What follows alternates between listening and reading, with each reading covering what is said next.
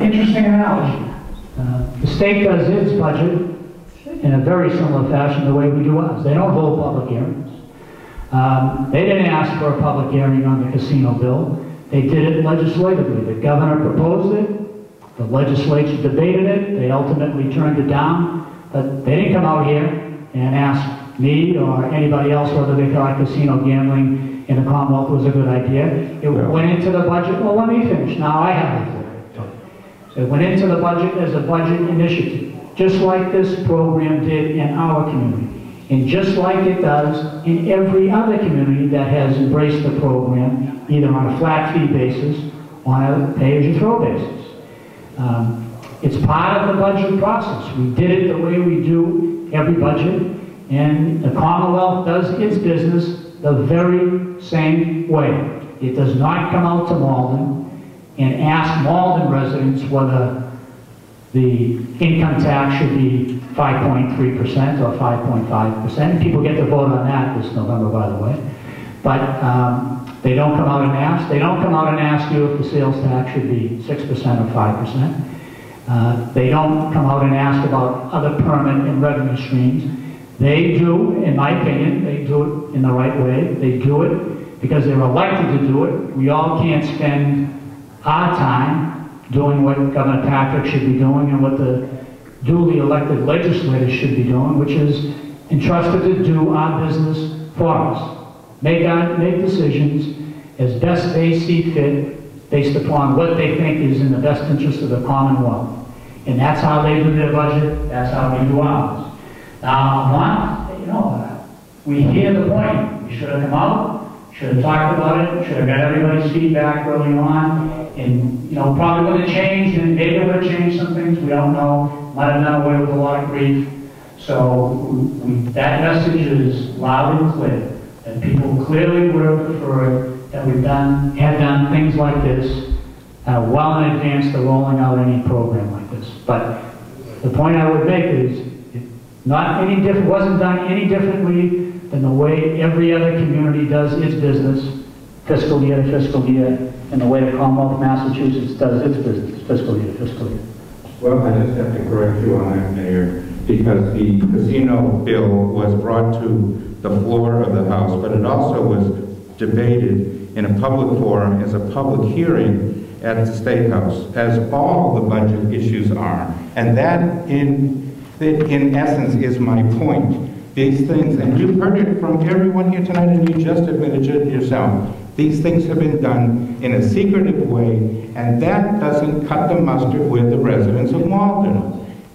I have highway department, okay, there's the other piece of it. We have the flagger bill coming up that has been voted. There's a public hearing on the 15th of September on that very subject. So don't tell me that the state isn't reaching out to try to provide transparency in the way they offer their services, because they do. They have public hearings, which is what this city does not have. Again, the meetings on the budget, as every open meeting law requires, are held in public. Public has a right to come down.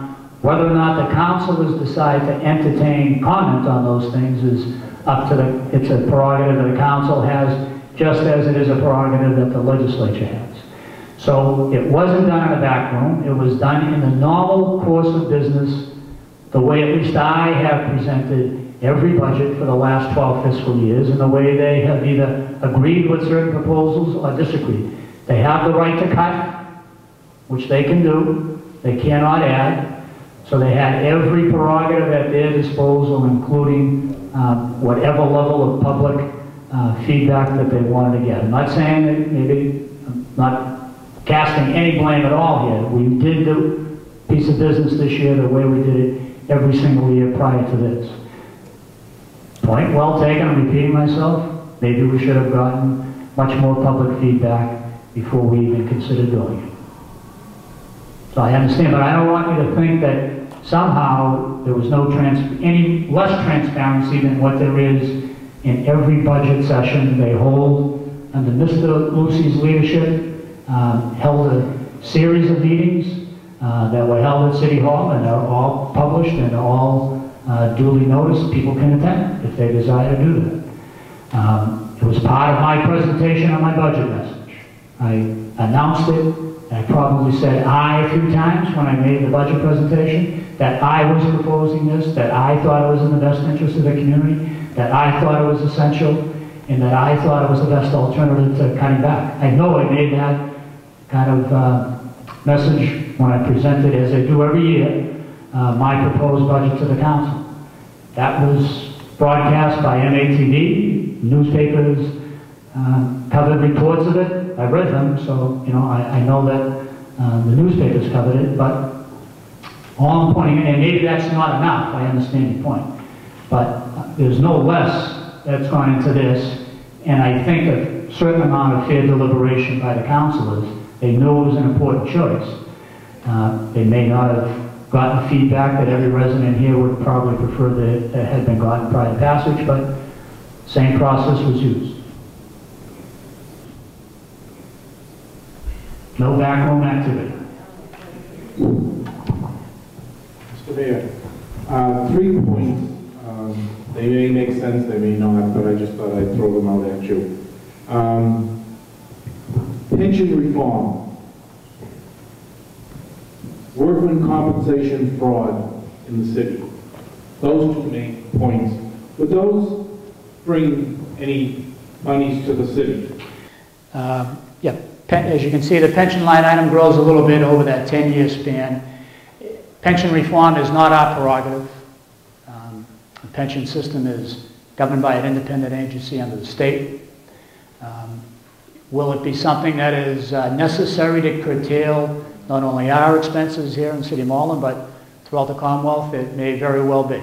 But that's, I think Mr. Obama said, beyond my pay grade. It is something that I have no authority over, and I'll kind of use it. So that's the case on that. Workers' compensation, we treat every claim. We have an outside company that tries to verify any on-the-job injuries that are claimed. I would say our incidents are fairly low. That doesn't mean we don't try to pay attention to it, but in terms of its overall cost in the budget, it may be $400,000. And we try to make sure that every claim that is being made is legitimate, and we don't pay any more than we have to. Okay, and the last point. You mentioned before about one of the alternatives was the athletic Fees. Right.